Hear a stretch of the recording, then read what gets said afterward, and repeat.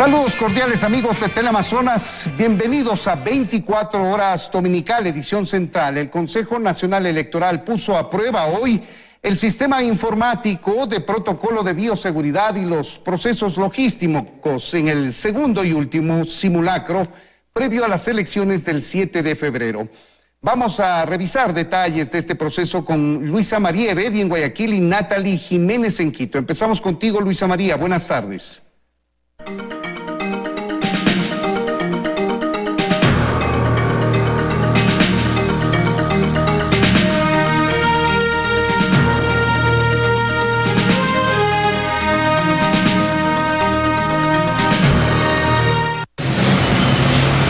Freddy, amigos televidentes, muy buenas tardes. Alrededor de las 10 de la mañana arrancó en Guayaquil el segundo simulacro electoral en el Auditorio de la Democracia, en las instalaciones de la Delegación Provincial Guayas del Consejo Nacional Electoral. El objetivo era probar los componentes del sistema electoral de transmisión y publicación de actas y resultados y así poder evaluar los procedimientos técnicos, operativos y logísticos planificados para las elecciones generales de este 7 de febrero. Así, con la participación del 100% de los recintos electorales, que en la provincia son 534, 418 con centros de digitación de actas, se inició la transmisión de la información del 85% de las actas que se van a utilizar el día de las elecciones. Son un poco más de 23.000 que en esta práctica fueron transmitidas, escaneadas, digitalizadas y computadas, incluso presentadas en una pantalla para que los representantes de las organizaciones políticas que también asistieron a este simulacro puedan visualizar el avance del cómputo. John Gamboa, director de la delegación, consideró que todo esto es un gran reto, tomando en cuenta el recorte de los presupuestos.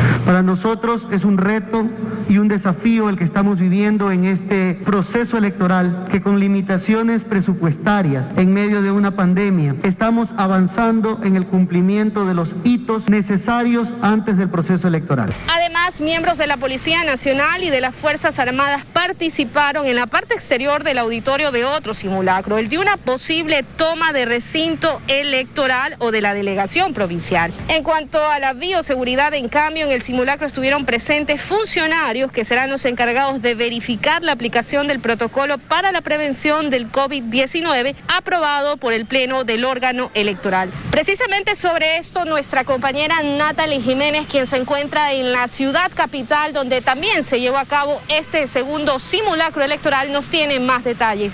Hola Natalie, cuéntanos. Gracias, Luisa María. En la capital, este segundo simulacro inició alrededor de las 9 de la mañana y además de analizar los procesos técnicos, también se evaluaron las medidas de bioseguridad para evitar la propagación del coronavirus. Según las autoridades, el éxito de este protocolo será el comportamiento de los ciudadanos. Veremos más en el siguiente reportaje. Este sábado se llevó a cabo el segundo simulacro de las elecciones generales 2021. En este se puso a prueba los procedimientos técnicos y logísticos que se aplicarán y también las medidas de bioseguridad. Es una pandemia, pero no por eso podemos dejar de fortalecer la democracia, garantizar el proceso electoral con el mínimo riesgo posible. Este protocolo fue desarrollado de manera conjunta entre el COE Nacional, el CNE y la Asociación de Municipalidades Ecuatorianas.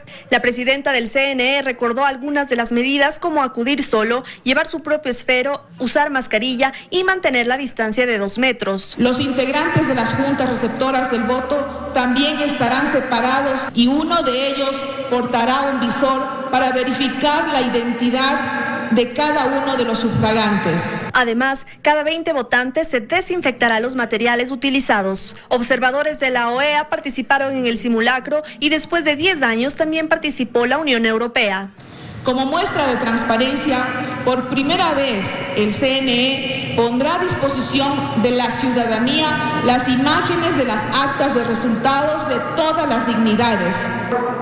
Estos podrán ser vistos en tiempo real desde las plataformas digitales de la entidad. Para controlar las aglomeraciones, las autoridades recomiendan acudir en los horarios establecidos según el último dígito de la cédula. No es obligatorio, pero por favor hacemos la recomendación que acojan, porque esto tiene un tema técnico. El 7 de febrero, la Policía Nacional y militares garantizarán la seguridad durante el sufragio y más de 6.500 cámaras de vigilancia realizarán monitoreo de aglomeraciones. Tomar en cuenta las medidas de bioseguridad. uso correcto de mascarilla. En Quito, Natalie Jiménez, 24 horas. Como escuchamos, una recomendación para evitar las aglomeraciones es que los votantes sean divididos. Si su cédula termina en número par, se recomienda que vote en la mañana, y si termina en número impar, en la tarde, a partir de las 12 de la tarde. También, para controlar las aglomeraciones, habrán las cámaras de vigilancia y habrán drones que controlen los 2 metros de distancia en cada junta receptora del voto. Freddy, esa es la información que tenemos desde el Colegio Eufrasia. Volvemos contigo, estudios. Amigos, buenas tardes. Gracias a Natalie en Quito y Luisa María Heredia en Guayaquil. Sin embargo, el jefe del Comando Conjunto de Fuerzas Armadas, Luis Lara, informó que el Instituto Geográfico Militar aún no inicia el proceso de impresión de papeletas para la elección de parlamentarios andinos, debido a que el CNE no remite el documento final de aprobación. Este retraso pone en riesgo la elección de esas dignidades el 7 de febrero próximo. Nosotros mandamos la impresión siempre y cuando tengamos un documento, una certificación de que no hay más recurso en el contencioso electoral. Hasta el momento tenemos ya un recurso de corrección que nos han pedido. Mientras tanto, nosotros no podemos mandar a imprimir. No puedo decir hasta cuándo y hasta qué instancias llegará el partido político para nosotros definir si es posible o no imprimir todavía papeletas.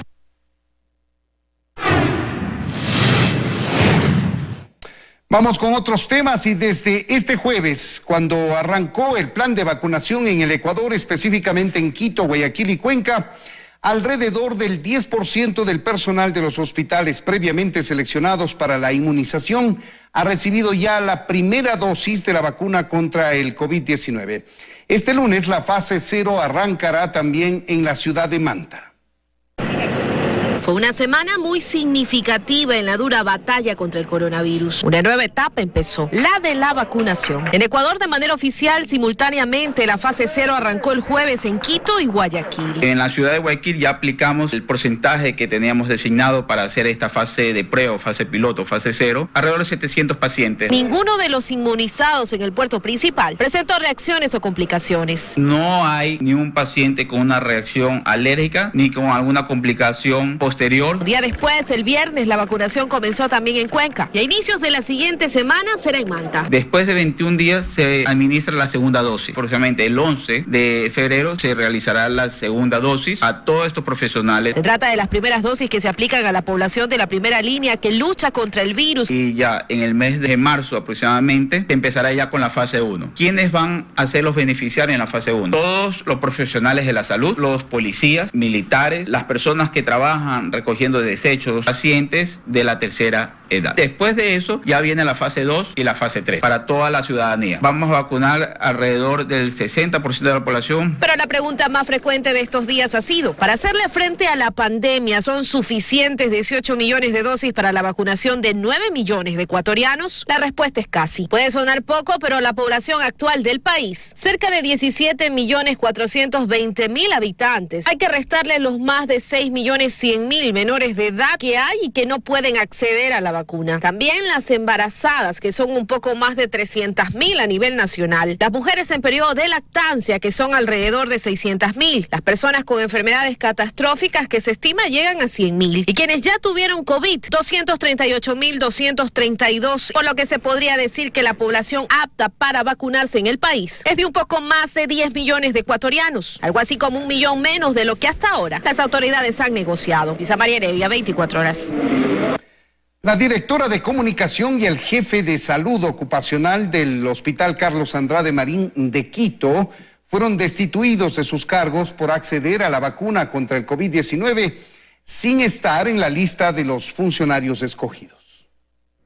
Jorge Guatet, presidente del Consejo Directivo del IES, confirmó a este medio de comunicación la destitución de 2 funcionarios del Hospital Carlos Andrade Marín que se vacunaron contra el COVID-19 sin estar en la lista de los funcionarios seleccionados. Se procedió a solicitar la desvinculación como procede y ver hacer el respectivo trámite administrativo para poder desvincularlo del hospital. Esto es para mí es una vergüenza nacional. Se trata de la directora de comunicación y del jefe de salud personal del Hospital Achecam, quienes arbitrariamente accedieron a vacunarse sin ser funcionarios que trabajen en primera línea. Nosotros no podemos jugar con esto. Esto es un tema extremadamente serio en el cual hay que priorizar a todas las personas que están en primera línea. Las investigaciones, según Guatet, continuarán para determinar con qué autorización los funcionarios accedieron a la vacuna, debido a que la lista de los seleccionados a nivel nacional la maneja el Ministerio de Salud. Se enviaron los listados de primera línea y ellos fueron seleccionando cuántas vacunas iban a ser destinadas y ellos mismos fueron al proceso de vacunación. A nivel nacional, el IES estableció 3 puestos de vacunación, 4 en Quito, en el Hospital Carlos Andrade Marín, 4 en Cuenca, en el Hospital José Carrasco Arteaga y 3 en el Hospital de los Ceibos, en Guayaquil. En el caso del Carlos Andrade Marín se aplicaron 294 vacunas, en el caso de los Ceibos 78 y en el José Carrasco Arteaga 162 personas vacunadas. En total son 534 funcionarios del Instituto de Seguridad Social que han sido vacunados contra el COVID-19. En Quito, Paul Coello, 24 horas. La Agencia de Regulación, Control y Vigilancia Sanitaria, la ARSA, aprobó hoy el uso de la vacuna contra el COVID-19 desarrollada por la farmacéutica AstraZeneca en el Ecuador, y se espera la llegada también de dosis de esta vacuna en los próximos meses. Tras varios análisis realizados en estas últimas semanas, finalmente la Agencia de Regulación, Control y Vigilancia Sanitaria, ARSA, aprobó este domingo el uso de la vacuna contra el COVID-19 de la farmacéutica AstraZeneca. Que han procedido a cumplir con todos los requisitos necesarios que la Agencia Nacional de Regulación y Control Sanitario los necesita, y los ha hecho dentro del marco de una normativa estricta para que no exista ningún tipo de incumplimiento y para que el control y vigilancia sanitario del país se encuentren totalmente asegurados. Sin dar una fecha exacta, el director ejecutivo de ARSA indicó que en los próximos meses llegarán aproximadamente 5 millones de dosis al país. Tenemos al momento unos plazos que tienen que ser cumplidos por parte de AstraZeneca y de la Autoridad Sanitaria Nacional. Esos plazos son parte de la negociación que realiza el gobierno nacional con la farmacéutica internacional. La agencia, entre los análisis realizados a la farmacéutica para su aprobación, conoció, por ejemplo, cuáles son los resultados de efectividad en otros países. Que nosotros hemos procedido a dar las aprobaciones que son del caso solamente en el momento de que las agencias de alta vigilancia internacional, dígase estas como la Agencia Europea, como la FDA de los Estados Unidos, puedan hacerlo. Pues tanto Pfizer como AstraZeneca son las 2 farmacéuticas que más confianza generan a nivel mundial, según el director. Nos pone definitivamente en Latinoamérica en uno de los primeros países que puedan tener acceso a vacunas seguras y de más altísima calidad. El objetivo, según las autoridades, es lograr vacunar al menos al 60% de la población en este año. Por ello, también se encuentran en conversaciones con otras farmacéuticas para la llegada de más dosis al país a futuro. En Quito, Paul Coello, 24 Retomamos horas. la información, amigos. Este viernes un oficial de la policía fue herido en un operativo en el sur de Quito, mientras buscaban al sospechoso del asesinato del sargento Aladino Pilco, ocurrido la semana pasada en la provincia de Manabí. El uniformado está hospitalizado y en estado crítico. Un enfrentamiento entre policías y delincuentes se dio este viernes en el sector de Guamaní, en el sur de Quito. El sospechoso fue abatido y un oficial de la institución resultó herido en la cabeza por un impacto de bala. Se produce una herida de bala a uno de nuestros oficiales, el cual se encuentra en estado de grave. Esperamos, Dios mediante, se pueda recuperar satisfactoriamente. No vamos a permitir la impunidad en ninguno de estos eventos. El operativo se realizaba para dar con la captura del presunto asesino del sargento Aladino Pilco, ocurrido la semana pasada en la vía Pedernales del Carmen, provincia de Manabí. Tras operaciones de inteligencia identificaron al sospechoso y al momento de la detención del auto, los 2 hombres reaccionaron violentamente. Uno de los ocupantes de este automotor hace uso de un arma de fuego y procede a disparar en contra de los servidores policiales. Los mismos que, haciendo uso de la legítima defensa, utilizan su arma en dotación para repeler este ataque. El presunto asesino que fue abatido durante el enfrentamiento era de nacionalidad colombiana y contaba con una boleta de captura vigente. Responde a los nombres de Alexander C., de 29 años. El delincuente resulta abatido en el enfrentamiento. Se tiene como evidencias 2 armas de fuego. Y la segunda persona que estaba en la camioneta es un ecuatoriano de 46 años quien fue puesto a órdenes de la justicia. Quien registra 2 antecedentes por robo, 2 por ocultación de cosas robadas y 1 por asociación ilícita. El oficial herido fue trasladado inmediatamente a un hospital y se encuentra en estado crítico. En Quito, Natalie Jiménez, 24 horas. 17 grupos irregulares, algunos de disidentes de las FARC, han sido identificados en la frontera norte de nuestro país. Las Fuerzas Armadas hace pocos días lograron la destrucción de 3 campamentos donde se procesaba cocaína.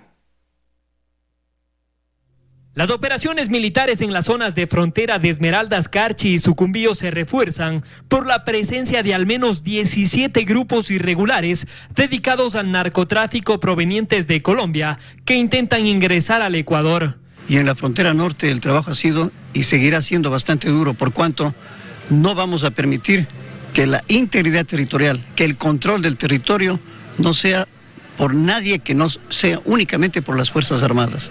El ministro confirmó la presencia de estos 17 grupos irregulares tras identificar 3 campamentos temporales clandestinos que habían sido utilizados por los denominados comandos de la frontera, uno de los grupos de exguerrilleros de las FARC. Y también la destrucción de un laboratorio de cocaína. Patrullajes que son reforzados con los helicópteros y aeronaves de las Fuerzas Armadas. La Fuerza Aérea procura tener siempre a disposición el mejor apoyo para que nuestras tropas puedan estar en condiciones óptimas de llegar a tiempo. Jarrín afirma que hasta el momento estos grupos irregulares no están posesionados en territorio ecuatoriano, que su permanencia en la frontera es temporal. Ellos terminan su refugio y retornan a Colombia.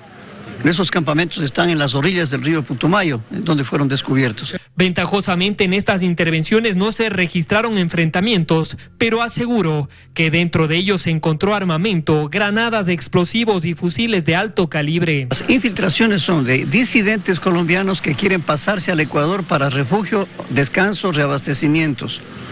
Pero inmediatamente actúan las fuerzas militares del Ecuador y no permiten que haya ese tipo de infiltración. Y que gracias a la información compartida con el gobierno colombiano han logrado disuadir a estos grupos. En Quito, Paul Coello, 24 horas.